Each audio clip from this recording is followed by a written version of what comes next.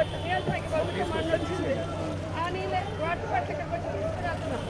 పిల్లలు ఊళ్ళు పంపించేసాం. రాలేము, ఉండలేము. వస్తే సార్ లేదు రావట్లా. పాలైనా సరే ఇక్కడే బాబే రావట్లా. పాలు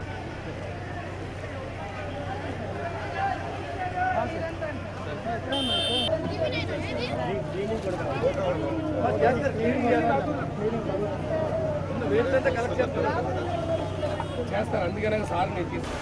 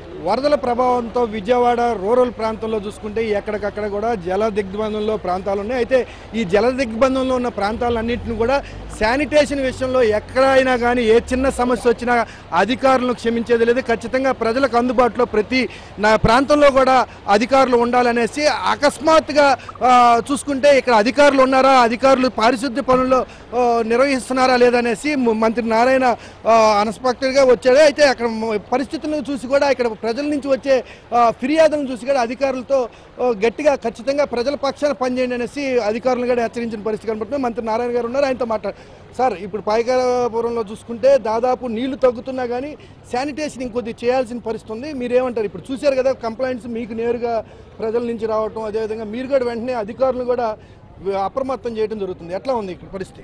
అంటే యాక్చువల్గా ఇప్పుడు పాయకరాపురం లాంటి ప్లేస్లో కొన్ని ప్లేసుల్లోనే ఇంకొక అడుగు 2 అడుగులు నీళ్ళు ఉన్నాయి. మెజారిటీ ప్లేసుల్లో వాటర్ తగ్గినాయి. ఎక్కడైనా వాటర్ రోడ్డు మీద పోయినా 12 గంటల్లో ఆ ఏరియాలో 100% క్లీనింగ్ చేసి బ్లీచింగ్ చేయడం జరుగుతుంది. అయితే ఇక్కడ యాక్చువల్గా ఇవాళ కొద్దిగా వాటర్ తగ్గింది. అందుకని ఇప్పుడు ఒక 10 ఇళ్ళకి పోతే ఇళ్లలో వాళ్ళు ఇప్పుడే వచ్చాం సార్, బయట ఉండి క్లీన్ చేసుకోవాలా, మాకు వాటర్ లేదంటే ఇప్పుడే ఒక 10 ట్యాంకర్లు ఏర్పాటు చేయమని ఫైర్ వాళ్ళకి చెప్పాను. ఫైర్ వాళ్ళకు 10 ఇంజిన్లు పంపిస్తారు. ఆల్రెడీ ఉండే ఇక్కడ అవి చాలా అంటే వస్తున్నారు. ఇక్కడ ఈ వాటర్ తగ్గంగానే శానిటేషన్ కూడా 100% చేస్తారు. ఈ లోపల కూడా ఈ నీళ్ళ మీద తేలే ఏదైనా అది ఎటువంటి చెత్త చెదారం ఉన్న క్లీన్ చేయమని అది కూడా చేస్తుండారు అక్కడ. ఆ విధంగా ఈరోజు మున్సిపల్ శాఖ శానిటేషన్లో ఎక్కడా తక్కువ లేకుండా చేస్తున్నారు. దాదాపు 60% అయితే పూర్తిగా చేసేసారు. 10,000 మంది వచ్చేస్తున్నారు. నిన్న ఈవినింగే 60% వాళ్ళు మళ్ళీ వీటికి మళ్ళీ ఇచ్చాం. ఆ విధంగా శానిటేషన్ వర్క్ జరుగుతుంది. ప్రజలందరికీ ఒకటే చెప్తున్నాను, ఎక్కడ వాటర్ పోయినా 12 గంటల లోపల అక్కడ క్లియర్ చేస్తామని ప్రజలందరికీ సవినయంగా తెలియజేస్తాం. 10 రోజుల నుంచి చూసుకుంటే ఎక్కడికక్కడ కూడా మంత్రి నారాయణ ప్రతి నియోజకవర్గంలో చూసుకుంటే ఉన్న పరిస్థితులు విజయవాడ సమీపంలో ఉన్న అన్ని గ్రామాలు కూడా ముంపు ప్రాంతాలు ఉన్నాయి. అన్ని ప్రాంతాల్లో కూడా తిరిగిన ప్రాంతమే. అర్ధరాత్రి 1 గంటకి కూడా అక్కడ పనులు జరుగుతున్నాయా లేదని చూశారు. ప్రధానంగా ఈ 2 రోజుల నుంచి చూసుకుంటే నిమిషం తీరిక లేకుండా ప్రజల పక్షాన్ని ప్రజల కోసమే తిరుగుతున్నారు. మీకు బాగా ఇబ్బందికరమైన పరిస్థితులు శానిటైజేషన్ విషయంలో ఎక్కడ ఎదురైందా?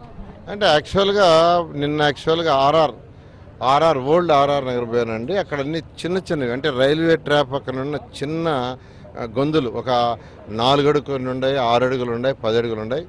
అటువంటి ఏరియాలో యాక్చువల్గా వెహికల్స్ వాటర్లా ఫైర్ ఇంజిన్ బాదు, ట్యాంకర్ బాదు. అట్టాడి దగ్గర క్లీన్ చేయాలంటే ఏంటంటే కొద్దిగా ఇబ్బంది పడుతున్నాం. అప్పటికి వాళ్ళు పెద్ద పైపులు పెట్టి వీలైనందుకు చేస్తున్నాం. ఏదేమైనప్పటికీ పూర్తి చేయాలని చెప్పాం. దానికి నిన్న మధ్యాహ్నం పోయి నేను చూశాను. ఆర్ఆర్ పేట ఓల్డ్ స్ట్రీట్ టెంపుల్ ఉంది, ఒక టెంపుల్ యాక్చువల్గా ఆ టెంపుల్ స్ట్రీట్లో. అయితే రాత్రి మళ్ళీ 1 గంటకు పోయాను. పోతే వాళ్ళు క్లీన్ చేశారంటే అక్కడ చెత్త తీశారు, కానీ వాటర్ పెట్టి కొట్టడానికి అక్కడికి ఫైర్ ఇంజిన్లు పోవు.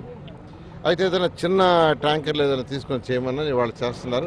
ఆ విధంగా అక్కడక్కడ కొన్ని చిన్న ఇబ్బందులు ఫేస్ చేసినా ప్రజలకు చేయాల్సిన బాధ్యత మాది కాబట్టి చేయడం జరుగుతుంది.